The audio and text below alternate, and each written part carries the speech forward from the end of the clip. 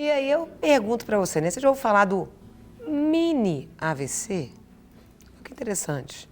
Né? Esse é um acidente vascular cerebral que dura alguns minutos. Olha que interessante. Acontece quando o suprimento de sangue, que deve chegar a determinada parte do cérebro, ele é interrompido por um breve período de tempo. Né? E é sobre isso que nós vamos conversar agora com o neurologista, o doutor Fidel Meira. Muito bom dia, seja muito bem-vindo. Bom dia, Carol, muito obrigado. Que bom ter o senhor aqui para a gente conversar, né, e aprender mais, entender como que funciona. Eu queria começar perguntando, explica para a gente mais, com mais detalhes, o que seria um AVC. Então, na verdade, assim, o AVC, ele é uma doença, a gente chama de doença cerebrovascular, Sim. Que tem várias causas, tá? Mas a gente tem dois tipos principais de AVC, que é o AVC isquêmico, que é o que acontece na maioria das vezes, que é quando falta o suprimento sanguíneo num tecido do cérebro, numa parte do cérebro e falta a circulação. Entendi. E tem o AVC hemorrágico, que é quando acontece a ruptura de algum dos vasos, tá? E acontece o extravasamento de sangue para um lugar que ele não deveria estar. Ou seja, o sangue está dentro do vaso, ele vai escapar e vai inundar ali alguma parte do cérebro, vai comprimir alguma coisa, tá? O AVC isquêmico, a gente pode falar que assim, é como se tivesse um fechamento de um dos vasos, um entupimento. Ele seria mais brando do que o outro? Entre o isquêmico e o hemorrágico? Olha, na verdade, assim, depende muito do tamanho do AVC, tá? Porque assim, a gente tem os nossos vasos, né? Por exemplo, se a gente pegar lá desde o coração, eles vão diminuindo de calibre à medida que eles vão ficando vão chegando mais longe. Sim. Se eu tiver uma oclusão de um vaso numa parte mais proximal, na hora que ele é mais calibroso, eu estou perdendo muito tecido de cérebro sem sangue. Então pode ser um AVC muito grave. De forma geral, os AVCs hemorrágicos, né, eles têm um índice de mortalidade mais alto. Se a gente for considerar ali dentro do primeiro mês, dos pacientes que tiverem AVC hemorrágico, comparando com os AVCs isquêmicos, os do hemorrágico morrem mais, tá? Porque parece que o insulto ele é mais grave naquele primeiro momento. E se você tem alguma pergunta, faça essa entrevista aqui comigo. Manda sua pergunta no 319-8402-9756. Manda sua pergunta por escrito, ok? Referente aqui a esse assunto que a gente está falando. Às vezes você tem alguma dúvida, aproveita e retira essa dúvida, manda seu nome, o nome da sua cidade. Vou ter um prazer de mandar um abraço para você e ainda tirar a dúvida com o doutor que está aqui. Eu queria perguntar para o senhor, agora, o mini AVC, qual a diferença do AVC para o mini AVC? Isso. Na verdade, assim, esse termo mini AVC, ele é um termo que é usado mais na comunidade, na verdade, Sim. Tá? No meio médico, a gente usa, no meio de cuidado de saúde, na verdade, não fala só meio médico, não. No meio dos cuidados da saúde, a gente usa mais o termo ataque isquêmico transitório. Ok. O que acontece nessa situação? Aquela oclusão do vaso, né, o entupimento do vaso, ele acontece, aquela parte que está sem receber o sangue começa a funcionar mal ou até chega a parar de funcionar, só que essa obstrução ela resolve. Então o sangue volta a correr pelo vaso e a pessoa melhora. Tá? Há um tempo atrás, não, na verdade tem uma definição da Organização Mundial de Saúde que fala que essa disfunção neurológica, né, esse déficit, por exemplo, se pegou ali a área que comanda o movimento do membro do braço direito, a pessoa fica com o braço fraco. Né? Entendi. Há um tempo atrás, o pessoal colocava que esse déficit, se ele durasse até 24 horas e melhorasse, aquilo seria um ataque isquêmico transitório, recuperasse espontaneamente. Só que a gente sabe, na verdade, que os ataques isquêmicos transitórios, eles duram bem menos tempo do que isso. Na maioria das vezes, eles duram ali até 15, no máximo 30 minutos. Sim. Então é uma coisa rápida, tá? Ele perde a força, por exemplo, se for na região que comanda o braço direito, perde a força do braço, fica alguns minutos daquele jeito, e volta a recuperar o normal logo em seguida. Qual que seria, então, o sintoma para a pessoa perceber? Porque você deu o exemplo do braço. Quais os sintomas? Essa pergunta ela é muito boa, porque é o seguinte, na verdade, cada região do cérebro que for afetada, ela pode manifestar de uma forma diferente. E isso gera uma confusão muito grande na população quando é que ela tem que procurar assistência. Porque, por exemplo, se uma pessoa às vezes tem uma dormência, um formigamento só no braço, aquilo dura alguns minutos, ele vai ficar até na dúvida, será que eu dormi em cima do braço? Será que eu apertei meu braço contra algum lugar? E às vezes fica na dúvida. A gente pode separar em 3 principais sintomas que vão acontecer na maioria das vezes. Um deles a gente chama de assimetria facial, que é quando um dos lados do rosto passa a movimentar menos e a boca entorta. Outro é a fraqueza de um dos lados do corpo, tá? Principalmente de braço, mas pode acometer a perna também. Fraqueza de sustentação mesmo. Exatamente, ele perde a força ali, tá? E isso é até interessante, assim, não é aquela fraqueza global que a gente quando está desanimado, você se sente Sim. fraco, esgotado, não. É perda de força mesmo. Antes você conseguia levantar o braço, agora você não consegue, tá? Tenta pegar um objeto, ele escapa da mão, ele cai, tá? E o outro terceiro ali, na verdade, que a gente pode falar entre os principais, é a alteração de fala. A pessoa pode, de repente, começar a falar embolado ou tentar dificuldades para poder... Como se estivesse embriagada. Pode ser uma das formas, quando a pessoa está embriagada, ou então, às vezes, ela tem dificuldades em realizar a linguagem. Por exemplo, olha para o vaso ali e não sabe colocar o nome do vaso, né? Assim, mas isso não é uma coisa assim, não é uma coisa muito momentânea, não. Porque às vezes a gente bate o olho numa coisa, não lembra muito bem como é que ela chama, esse tipo de coisa, muito rapidinho.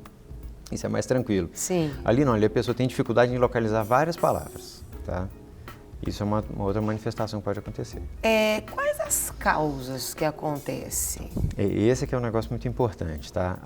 A doença cerebrovascular, ela na maioria das vezes, ela é silenciosa. Tá? A pessoa está bem, está tranquila, não está sentindo nada e de repente vem um AVC, por exemplo, que é o acidente vascular cerebral. Ou então pode até acontecer um AIT, que é o ataque isquêmico transitório. Só que na maioria das vezes ela não vai manifestar muita coisa, tá? Por quê? Porque ela vem, inclusive, de doenças silenciosas também. A principal causa que a gente consegue tratar, é a hipertensão arterial, a pressão alta, tá? Sim. Que também não costuma dar sintoma nenhum, então por isso é importante a gente ter um acompanhamento regular de saúde, tá? E avaliar sempre a pressão. A pressão alta é um, o diabetes é outro, tabagismo é outro, etilismo também, tá? Essas são as causas principais da população. Hereditário? Hereditariedade, isso também? Tem algumas condições que têm hereditariedade, tá? Mas elas são mais raras, tá? Por exemplo, tem algumas doenças que a gente chama de trombofilias, que são doenças que fazem o sangue coagular mais do que devia, tá? Mas essas são causas menos comuns, tá? A principal causa ali a gente pode colocar na conta da hipertensão. Existe faixa etária, doutor? Sim. Então, até assim, por exemplo, esses fatores de risco que eu estava comentando, sim, aqueles primeiros lá, eles são os fatores de risco modificáveis. Ok. Se a gente quiser tratar a pressão, a gente trata. Se quiser tratar o diabetes, trata. Se quiser parar de fumar e beber, também, né? Entre os fatores de risco não modificáveis, a gente tem a idade, tá? Quanto mais velho a gente vai ficando, maior a chance da gente, assim, é maior o risco da gente ter um AVC, porque acontece o envelhecimento vascular, tá? Então, assim, talvez essa seja a parte mais importante das coisas Mas crianças também tem? Acontece? São raras exceções, mas pode acontecer. São mais raras, tá? Então vai predominar na população mais idosa, mais velha, mas em criança também pode acontecer. Tem uma das causas em pessoas jovens, né, vamos colocar assim, que a gente chama de dissecção arterial. Às vezes a pessoa sofre um traumatismo na região do pescoço, lesiona os vasos que levam sangue para o cérebro, tá? E aquilo ali começa a soltar alguns coágulos. Tá certo? E isso pode acontecer muito com o jovem, num acidente automobilístico, sim, ou algum tipo de pancada, agressão, alguma coisa desse tipo, tá? Existe, o senhor comentou a respeito, né, da idade, mas existe forma de prevenir? Existe prevenção para isso? Existe sim. Então, assim, a principal arma que a gente tem para prevenção é cuidado com aquelas condições iniciais que eu falei, principalmente pressão e diabetes, tá? Então tem que acompanhar aquilo dali, conhecer e tratar. Sim. Então, para tratar isso, além de, por exemplo, se a pessoa precisar usar medicamentos, tem atividade física, alimentação mais adequada, né? Evitando alimentos com muito sódio, né? Com muito sal, e privilegiando ali verduras, frutas, legumes, evitar as carnes com muito colesterol, também é importante. Atividade física regular, né? Principalmente a aeróbica, né? Olha, interessante. É aquela caminhada, corrida, natação, sim, hidroginástica, tá? Porque aí se fornece um condicionamento cardiovascular melhor, então o coração fica melhor, os vasos ficam mais saudáveis também, tá? E se a pessoa tiver alguma condição de saúde mais rara, mais específica, tem tratamentos muito direcionados para isso. Mas aí a gente já tem são muitas situações que podem acontecer e cada uma com uma coisa mais específica um pouco. Entendi. Desculpa. Chegou uma pergunta aqui. Bom dia, sou Márcia de Angra dos Reis. Bom dia, Márcia. Que prazer ter você aqui participando com a gente. Tenho sentido muito esporadicamente um mal-estar.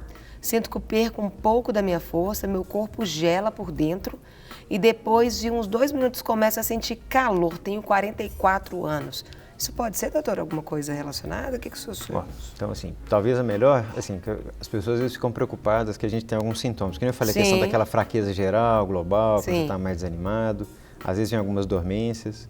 Talvez, assim, uma coisa que vai guiar um pouco para a gente poder entender, por exemplo, Uma fraqueza que é relacionada a um déficit de circulação cerebral, ela normalmente é localizada em um dos lados do corpo. Vamos supor que o nosso cérebro tem um lado que comanda, o lado esquerdo vai comandar o lado direito do corpo e o contrário, tá? O lado direito comanda o lado esquerdo. Então, se a oclusão for lá do lado esquerdo do cérebro, o lado direito é que fica fraco, tá? Então, não fica os dois lados fracos ao mesmo tempo. Então, essa coisa é para poder diferenciar. Quando existe algum sintoma relacionado à sensibilidade, né, que ela falou, né, que sente primeiro a sensação de frio, depois de calor, isso é um pouco mais difícil de interpretar, mas a princípio não é das coisas que compõem muito as doenças cerebrovasculares, não. Uma diferença é quando a pessoa perde a sensibilidade de um dos lados do corpo, tá? De repente ela percebe que o tato dela não está funcionando bem, que ela não consegue perceber mais aquilo dali. E isso pode ser um sinal que a gente tem que ficar um pouco mais alerta. Tá? Entendi. Tratamento, qual seria hoje? Então, olha só, excelente pergunta, viu? Porque a gente tem que ter uma coisa que às vezes é pouco divulgada. A gente tem tratamento em 2 momentos, tá? Tem um tratamento crônico, que a gente chama, né, que é da fase crônica. Por exemplo, a pessoa teve um AVC, identificou lá a causa, identificou os fatores de risco que ela tem. Então, tem hipertensão, tem colesterol elevado, então a gente vai trabalhar em cima daquilo. Controla a pressão, controla o colesterol, provavelmente vai usar o ácido acetil salicílico, né, que é o AS. E isso é uma coisa importante para ela, vai ajudar a proteger no futuro. E tem um tratamento que a gente chama de tratamento de fase aguda, tá? Então, quando uma pessoa tem um déficit neurológico que parece um AVC, ela tem que procurar assistência médica da forma mais rápida possível, tá? Porque se ela realmente estiver tendo um AVC, a gente tem a capacidade de fazer um medicamento para poder tentar dissolver o coágulo, se for aquele AVC isquêmico. Se a pessoa demora demais, já não. E a janela de tempo é muito estreita, tá? A maioria das pessoas, a gente consegue fazer esse tratamento em até 4 horas e meia. Tem uma parcela da população que é só até 3 horas. Então tem que ser uma coisa rápida. Uma outra possibilidade de tratamento que tem também, mas aí depende de alguns centros muito bem estruturados, é quando essa pessoa tem um vaso muito calibroso no cérebro, fecha, que a gente chama de oclusão proximal, a gente consegue passar um catéter por dentro dos vasos, chegar lá e remover esse coágulo também, tá? Mas também todos os tempos são muito estreitos. Então o que a gente recomenda é o seguinte, se a pessoa sentiu, por exemplo, percebeu que o rosto entortou, perdeu a força no braço ou a fala ficou alterada, que são os 3 principais sintomas, o certo seria ligar para o SAMU, tá? Assim, ou a pessoa ou alguém próximo dela, avisar que está acontecendo uma coisa que suspeita que é um AVC, o SAMU pegar essa pessoa e levar para um centro que tem a capacidade de fazer esses tratamentos. Uma última pergunta, doutor. Bom dia, sou Roseli Rocha, Barra do Piraí. Obrigada, querida, pela participação. Já passei por 2 AVCs, sendo que o segundo fiquei com um braço fraco. Aí ela fala que tem que fazer fisioterapia e tudo. Ela toma remédio contínuo e ela tem 64 anos. Receio de ter novamente outros. A pessoa que já teve, ela já tem uma predisposição a ter outros, doutor, ou não? Tem sim, tá? Porque, assim, na maioria das vezes é a pessoa que já tem hipertensão arterial, não sei se é o caso da Roseli, mas assim, às vezes a pessoa que já tem hipertensão arterial desde muito tempo, os vasos já sofreram alguns danos, já tem, por exemplo, aquelas placas de colesterol, né, que a gente pode ver nos vasos cervicais ali, ou então às vezes tem uma doença cardíaca que favorece a formação de algum coágulo e aquele coágulo pode desprender e ir lá para o cérebro, tá? Então, assim, tem um risco mais elevado, quem já teve sim, tá? Mas é importante a gente investigar com muito detalhe quais as causas desse AVC para poder prevenir aquilo dali, tá? Tem tratamento, tem prevenção.